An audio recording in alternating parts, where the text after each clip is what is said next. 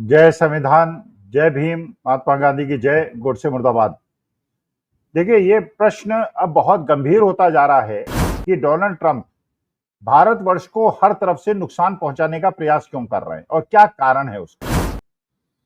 क्या ये American government को नहीं पता है, क्या ये डोनाल्ड ट्रंप को नहीं पता कि भारतवर्ष की एक स्ट्रेटेजिक पोजीशनिंग है और भारतवर्ष उनके लिए बहुत ज्यादा महत्वपूर्ण है।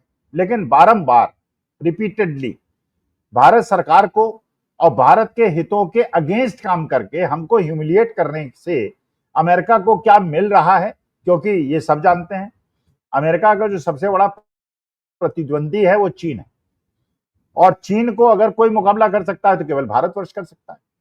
हम उनके पड़ोस में बैठे हैं, अमेरिका बहुत दूर बैठा है, तो अगर चीन को काउंटर कोई कर सकता है तो केवल भारतवर्ष कर सकता है। ये अमेरिका को पता है और ये आज से नहीं 50-60 साल से पता है। इसलिए उसने हमेशा भारतवर्ष के हर प्रधानमंत्री को पूरी इज्जत बख्शी है।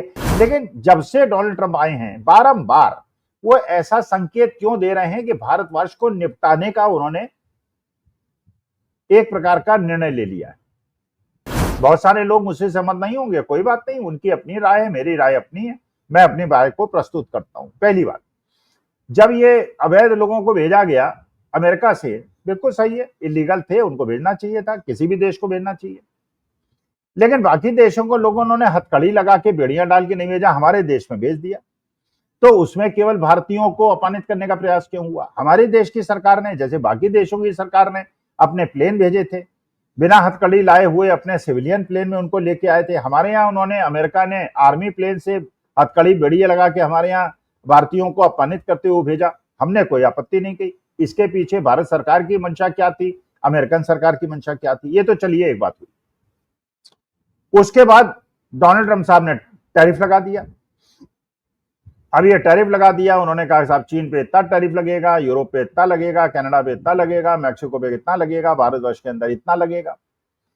अच्छा, फिर उसके बाद उन्होंने 2 दिन पहले अचानक ये निर्णय ले लिया कि अमेरिका ने जो चीन पे टैरिफ लगाया उसको वो बढ़ा देंगे और बाकी देशों से 10% का टैक्स लेंगे।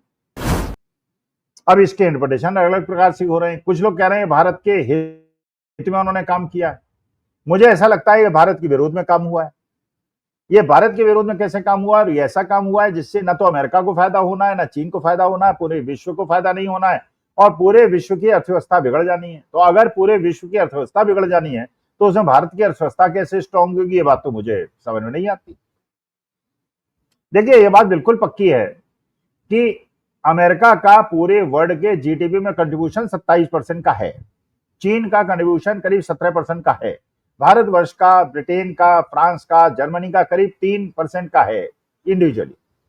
लेकिन क्योंकि चीन की जनसंख्या हमारी जनसंख्या बराबर है तो यह माना जा सकता है कि हमारे देश से ज्यादा उन्नति, 5 गुनी ज्यादा उन्नति या 6 गुनी ज्यादा उन्नति चीन ने की हुई है, क्योंकि जीडीपी हमारे से उनकी 6 गुनी बड़ी है और पॉपुलेशन एक है। अमेरिकन पॉपुलेशन हमसे 40% की है लेकिन उनकी जीडीपी हमसे 9 गुनी ज्यादा है। इसका माने वो भी बहुत ज्यादा प्रगति है, कर चुके हैं।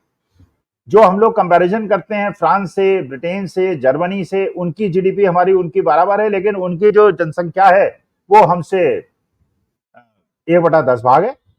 तो इसका मतलब यह है कि हमसे 10 गुने ज्यादा समृद्ध हैं। तो इसका माने हमारे यहाँ मेलन्यूट्रिशन भी है, हमारे यहाँ गरीबी भी बहुत ज्यादा है, हमारे यहाँ हैप्पीनेस इंडेक्स में नहीं है। तो ये सारी समस्याएं हैं, लेकिन चलिए वो एक मुद्दा हुआ। और हमें ये आवश्यक है कि हमारे संबंध सारे विश्व के देशों के साथ अच्छे हो। जैसे गुटनिरपेक्ष की नीति पंडित जवाहरलाल नेहरू ने चलाई थी और एक अलग गुट बनाया था जिसमें रूस लॉबी और चीन लॉबी दोनों गुटनिरपेक्ष देशों को सम्मान दिया करते थे। आज के तारीख में हमें ये नहीं समझ में आ रहा हम खड़े कहाँ हैं, हम अमेरिका के साथ खड़े हुए हैं या चीन के साथ खड़े हुए हैं? क्योंकि अमेरिका ही एक ऐसा देश है जहां पे हमारा जो हमारा ट्रेड डेफिसिट है वो पॉजिटिव है। माने हम ज्यादा चीजों का माल निर्यात करते हैं अमेरिका में, वो हमको कम चीजों का माल निर्यात करता है। और चलिए वहां टैरिफ घटा देने से हमको कैसे फायदा होगा, ये बात तो मुझे समझ नहीं आई। और ये भी बात बिल्कुल सही है कि चीन जो हमारा पड़ोसी है उससे पिछले 10 साल के अंदर हमारे आयात बढ़ते चले जा रहे हैं, निर्यात केवल 15% बढ़े हैं और आयात जो है वो डबल हो गए। इसका माने हमारा ट्रेड डेफिसिट बहुत ज्यादा चीन से नेगेटिव है और अमेरिका से बहुत ज्यादा पॉजिटिव है। अच्छा, ये भी बात नहीं समझ में आ रही है कि जो बड़े बड़े 2 देश हैं अमेरिका और चीन, अगर ये एक दूसरे के खिलाफ टैरिफ लगा के एक दूसरे को बर्बाद करने का प्रयास करेंगे और 50% टोटल वर्ल्ड की जीडीपी या अर्थव्यवस्था में इन दोनों देशों का योगदान होगा। और अगर देश की पूरे विश्व की अर्थव्यवस्था बर्बाद होगी तो उसे इंडिया को कैसे फायदा हो जाएगा? अगर चीन रिसेशन में चला जाएगा, अगर अमेरिका रिसेशन में चला जाएगा तो उसे भारतवर्ष को कैसे फायदा होगा, विश्व को कैसे फायदा होगा? सबसे ज्यादा नुकसान तो विकासशील देशों का होगा जिनकी जनता उसको झेल नहीं पाएगी। अच्छा, चीन ने, बाकी देशों ने तो जैसा डोनाल्ड ट्रंप कहते हैं समर्पण कर दिया। वो तो ये भी कहते हैं कि शी जिनपिंग जो है समर्पण करने को तैयार है, लेकिन शी जिनपिंग जिस प्रकार के मैसेज दे रहे हैं, वो जिस प्रकार से बता रहे हैं कि हम तो नहीं झुकेंगे, उन्होंने भी अमेरिका पे टैरिफ बढ़ा दिया। इसका मतलब अमेरिका से चीन आने वाली, लेकिन चीन की स्थिति अमेरिका से बेहतर इसलिए है क्योंकि उसकी जो पूरी जीडीपी है, इकोनॉमी जो है, वो मैन्युफैक्चरिंग पे डिपेंडेंट है, तो कम से कम मैन्युफैक्चरिंग पे उसको कोई प्रभाव नहीं होगा। लेकिन क्योंकि अमेरिका ने मैन्युफैक्चरिंग पे एक्टिविटी न बढ़ा के सर्विस सेक्टर पे एक्टिविटी बढ़ाई, तो उसके यहाँ तो महंगाई बढ़ जाएगी, क्योंकि आयात जो चीजें हैं वो आयातित चीजें महंगी हो जाएंगी। उनके यहाँ प्रोडक्शन बनाने में और मैन्युफैक्चरिंग को बढ़ाने में कम से कम 1 साल का टाइम लगेगा, तब तक तो अमेरिकन जनता बर्बाद हो जाएगी। अच्छा, एक बहुत बड़ा मुद्दा है, वो बड़ा मुद्दा यह है कि अमेरिका जो इकोनॉमी है, वो अमेरिकन इकोनॉमी लोन्स पे डिपेंडेंट है। जैसे भारतवर्ष के अंदर तो चलिए एक अच्छी आदत है कि हम लोग सेविंग बहुत करते हैं, हम लोग पैसा बहुत बचाते हैं। अमेरिकन ऐसा नहीं करते, वेस्ट के लोग ऐसा नहीं करते। वो अगर $1000 कमाते हैं तो $1000 खर्च कर देते हैं। उनको अपना शानो शौकत, अपने जीवन में आनंद लेने का शौक है। हमारे भारतीय और चीनियों को तो यह है कि अगर $1000 मिल रहा है तो भैया पैसा बचाओ और $700 खर्च करो और $300 बचाओ, कोई भविष्य में कोई गड़बड़ी ना हो जाए, क्योंकि हमारे यहाँ सोशल सिक्योरिटी नहीं है, उनके यहाँ सोशल सिक्योरिटी पूरी तरह से है। तो क्योंकि वो इकोनॉमी को बढ़ाना चाहते हैं, क्योंकि वो खर्चा उनके यहाँ ज्यादा है, इसलिए उन्हें लोन पे डिपेंडेंट है वो बहुत ज्यादा। तो उनकी जो जीडीपी है और जो उनके यहाँ डेट है वो करीब करीब बराबर है। तो ऐसी स्थिति में वो लोन पे डिपेंडेंट है, और लोन उसको किसने दे रखा है? चीन ने दे रखा है। तो वहां का जो बॉन्ड मार्केट है, बॉन्ड का मतलब जो लोन दे रखा है, जिसपे कोई नियम बनाए हुए, इतना इंटरेस्ट और प्रिंसिपल करेंगे, इतने साल के अंदर पेमेंट करेंगे, वो सबसे बड़ा भाग जो अमेरिकन इकोनॉमी में उन्होंने पैसा दे रखा है वो चीन ने दे रखा है। और चीन से अगर अमेरिका पंगा लेगा और चीन जो है उनके लोन को रिकॉल कर लेगा और अपने बॉन्ड को भुना लेगा, तो उसके बाद अमेरिकन इकोनॉमी कैसे चलेगी? और अमेरिकन इकोनॉमी नहीं चलेगी और वो परचेजिंग करना बंद कर देगा, जो हमारा पॉजिटिव ट्रेड वो है वो कैसे पॉजिटिव रह जाएगा, वो नेगेटिव क्यों नहीं हो जाएगा? तो ये बात मुझे नहीं समझ में आ रही है कि चीन और अमेरिका के बीच में जो ये आर्थिक युद्ध चल रहा है, ये ट्रेड वॉर चल रही है, ये क्या विश्व युद्धों की तरफ नहीं बढ़ जाएगी?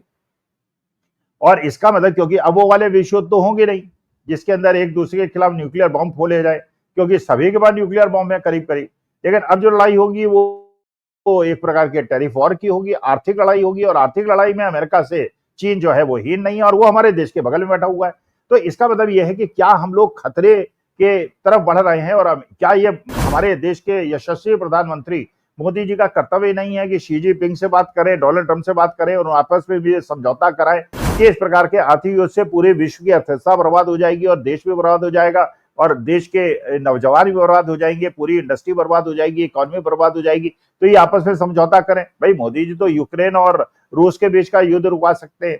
तो एक प्रकार का चीन और अमेरिका के बीच में मध्यस्थता करके ये जो इकोनॉमिक वॉर आगे बढ़ती चली जा रही है, इसको रोकने का प्रयास मोदी जी क्यों नहीं करते हैं?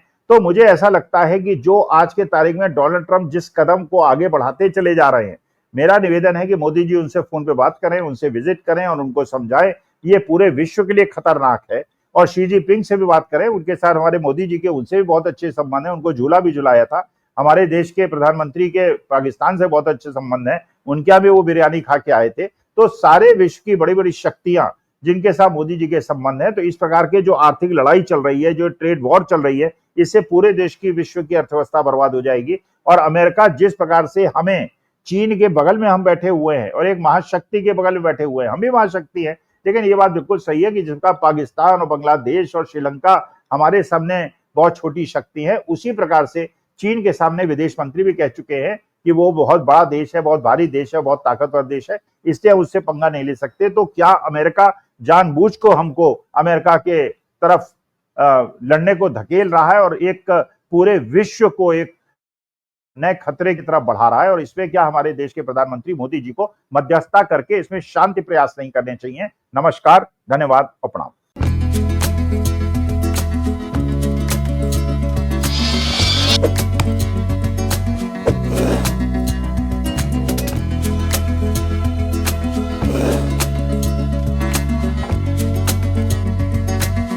धन्यवाद।